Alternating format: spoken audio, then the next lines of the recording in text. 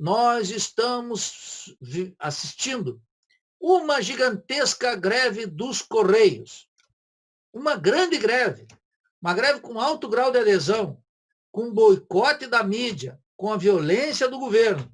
Ontem era hora de o Lula não falar do sindicalismo em abstrato, mas dizer o seguinte: a greve dos Correios, que está acontecendo nesse momento. Olha, os Correios, os trabalhadores do Correio votaram massivamente no Bolsonaro. Isso eu sei, porque eu tenho contato com os sindicalistas. Votaram radicalmente no Bolsonaro, massivamente no Bolsonaro, porque eles estavam com o petismo e com a Dilma até o pescoço, eles não podiam mais ouvir. Promessas incumpridas, o desastre com o Temer e tudo. Agora, eles estão em rebeldia contra o Bolsonaro e, mais do que isso, estão em greve. Outra era a hora de o Lula dizer o seguinte: na minha estratégia de contrato social, o povo precisa fazer algumas coisas. Nenhuma ação. Nada, Rômulo. O Lula não disse: apoiem a greve dos carteiros, dos Correios, das entregas. O Lula não disse: sindicalistas do ABC, façam uma passeata. O Lula não disse: a greve dos APP. Nada. O Lula foge dos temas polêmicos que o afastam da classe dominante. Essa que é a questão. O Lula está vendendo as mesmíssimas ilusões. Então, veja, tanto ele quanto o Ciro. Acaso o Ciro fala dos conflitos concretos? Está tendo uma greve.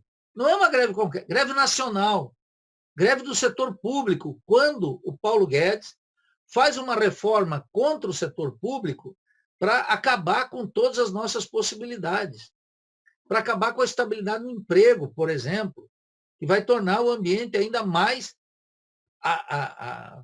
alheio à crítica, porque o sujeito que não tem estabilidade de emprego, ele fica mais vulnerável. Eu não acho que só a estabilidade garante, porque a estabilidade de emprego que nós temos hoje na universidade não faz com que os acadêmicos tenham 2 moléculas de coragem, percebe? Então, essa que é a grande questão. O Lula ontem, aqueles que acham que o Lula que é muito fácil para mim, aqui da cadeira, falar. O Lula, ontem, quando eu assisti, tinha 200 mil visualizações, quer dizer, era muito pouco. De qualquer forma, o Lula, que fala para as maiorias, tinha que dizer para aquele cara que acredita nele, o expressionauta aqui que acredita nele: escuta, qual é teu papel nesse jogo? Então eu quero que o expressionauta que acredita no Lula pense o seguinte: o Lula te convocou ontem para que tarefa nesse contrato social? Nenhuma. Ele está dizendo para você: espere eu ser candidato em 2022. Ele está dizendo para você: fique sentado na tua cadeira.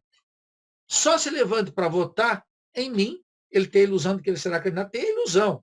Eu compartilho com você, Rom. Zero chance. Zero chance. Se ele for candidato, ele repete uma tragédia. Mas ele não será candidato, como mostra o caso do Equador, da Bolívia, o caso de Honduras. Todos os casos. Todos os casos. Temos um novo cenário da América Latina. Então, esse é aquele que é um lulista, que ainda acredita no Lula, ele deveria dizer assim: pensa, o Lula ontem te tirou da cadeira, o Lula te convocou para algum sindicato, te convocou para alguma greve, te convocou para ir para o partido. Veja, quando tu fala aqui do 247, me chamou a atenção uma coisa muito importante, Roma.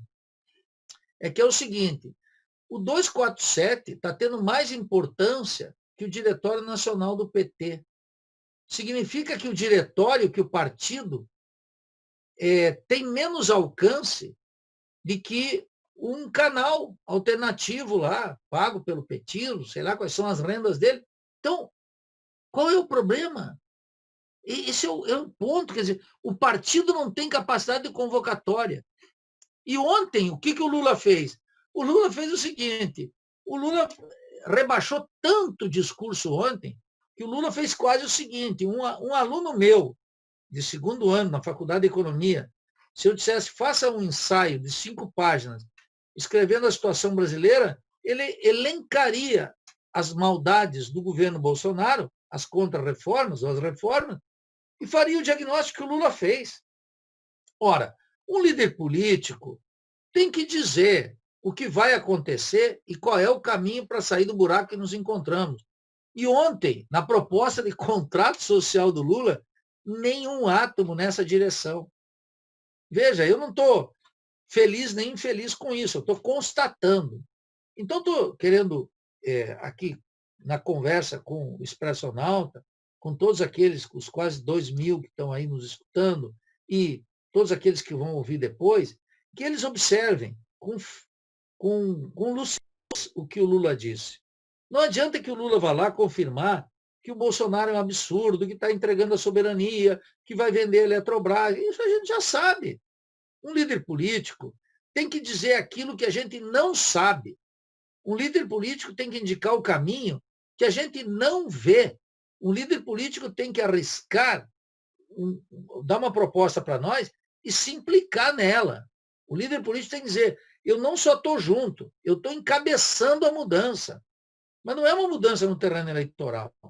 Essa mudança, eu disse aqui, eu reafirmo uma tese. Quem quiser aspirar a governo vai ter que ter um projeto de poder. Ou ficar